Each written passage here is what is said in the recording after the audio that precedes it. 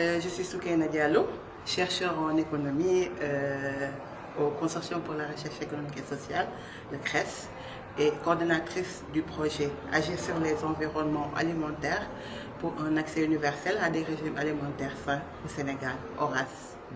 Très bien. Bon, avant toute chose, vous êtes ici dans un atelier de formation depuis hier sur la manière, la diffusion de l'information scientifique, c'est-à-dire les résultats de vos recherches, et en même temps voir comment est-ce que chercheurs et journalistes peuvent interagir et que chacun y trouve son compte. Pour vous, quelle est la pertinence de cet atelier de formation? Moi, je pense que cet atelier de formation vient en son heure, parce que dans le cadre, par exemple, de ce projet-ci, on a produit pas mal d'évidences sur les environnements alimentaires, sur les comportements des consommateurs, ainsi que sur les régimes alimentaires, afin d'appuyer un peu la définition de politique publique de lutte contre la malnutrition et les maladies non transmissibles. Donc, il est important qu'on puisse partager, bien communiquer nos résultats de recherche, et c'est cet atelier qui est l'occasion de le faire, d'avoir un premier contact avec les journalistes, même si on l'avait fait, mais de permettre de mieux expliquer nos résultats et pour qu'ils puissent diffuser, vulgariser tout ce qu'on est en train de faire. Très bien, on va revenir à votre projet Aura. Qu'est-ce que vos résultats ont révélé? Donc, on a beaucoup de résultats quand même, beaucoup de résultats sur la consommation alimentaire au Sénégal. Parmi ces résultats, il apparaît que les Sénégalais consomment beaucoup trop de sel, de sucre et de matières grasses. Et il y a aussi une faible consommation en fruits et légumes. Donc, c'est des choses sur lesquelles nous avons voulu communiquer. Bon, c'est vrai que tout le monde le sait, mais pouvoir quantifier cette quantité et essayer de changer leur comportement, c'est quelque chose de nouveau. Donc, c'était la raison pour laquelle nous avons produit pas mal de documents autour de ça pour sensibiliser les consommateurs, les ménages, surtout les personnes qui préparent les repas dans les maisons, de diminuer la consommation de sel, sucre et matières grasses, et d'améliorer également le profil nutritionnel de nos plats qu'on a l'habitude de manger tous les jours.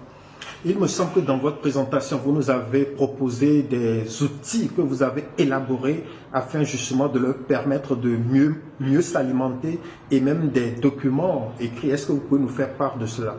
Tout à fait. Nous avons produit beaucoup d'éléments. Nous avons produit des fact-sheets, des notes de politique, des fact-sheets et des notes de synthèse. Donc, nos résultats de recherche, on a essayé de les synthétiser en une page pour permettre aux décideurs qui n'ont pas eu le temps de regarder ou bien de fouiller des documents de 100 pages. Avec ça, ils peuvent comprendre l'enjeu, et on les propose en même temps des recommandations par rapport à une thématique bien donnée.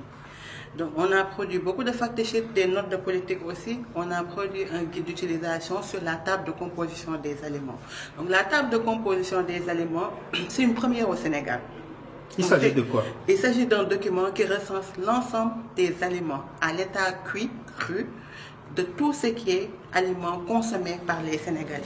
Donc, pour chaque aliment, nous pouvons donner sa teneur en macronutriments. Quand je parle de macronutriments, je parle d'énergie, de fibres, d'eau, etc. Mais également en micronutriments tels que le fer, les vitamines A, B, C, l'iode, etc.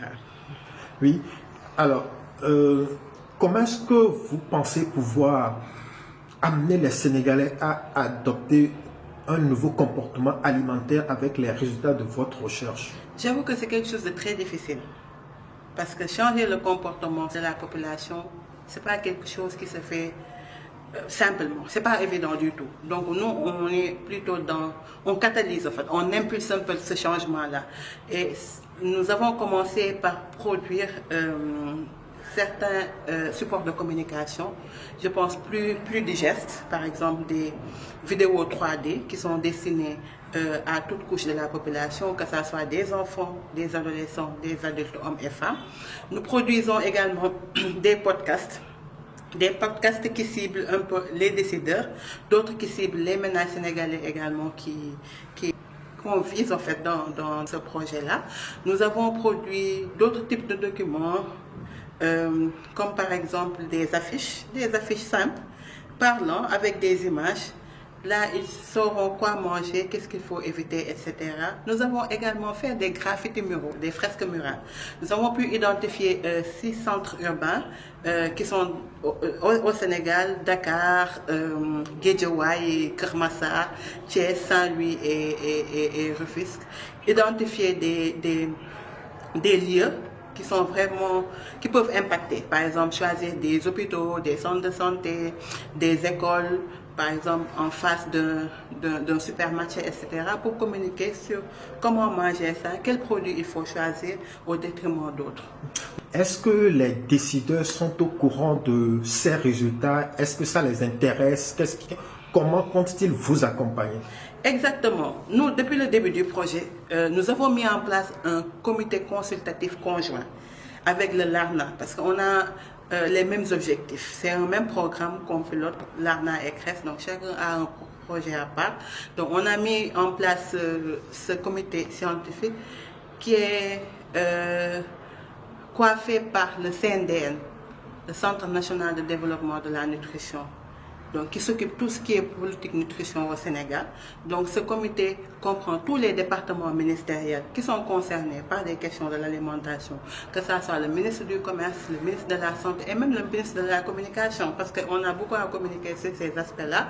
Les chercheurs également font partie de ce comité. Les médias, la société civile, donc toutes les parties prenantes sont déjà informées de ce programme, de ce projet. Et à chaque étape, on essaie d'organiser un atelier et c'est l'occasion de partager tout ce qui est résultat de recherche. On a également besoin de leur feedback, de leur orientation pour pouvoir faire tout ce qu'on est en train de réaliser. Est-ce qu'ils y ont tous montré de l'intérêt?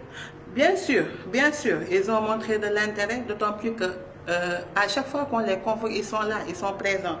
Donc ça veut dire que vraiment c'est un sujet qui les intéresse et qui suscite leur curiosité.